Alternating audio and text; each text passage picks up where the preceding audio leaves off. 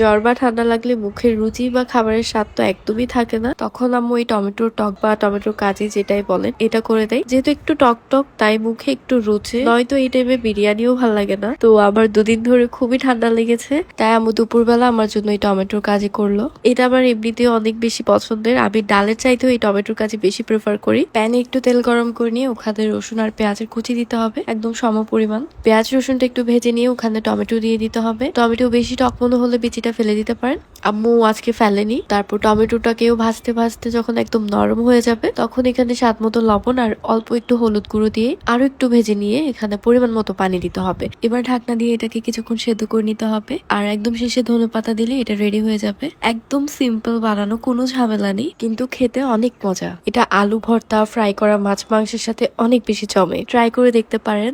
আর যাদের ঠান্ডা লাগার ফলে মুখের স্বাদ নেই, এটা খাওয়ার পর জিহ্বা কিন্তু একটাই সিগন্যাল দিবে যে মুখে কিছু পড়েছে। তো ট্রাই করে দেখবেন। Thanks for watching my video, by.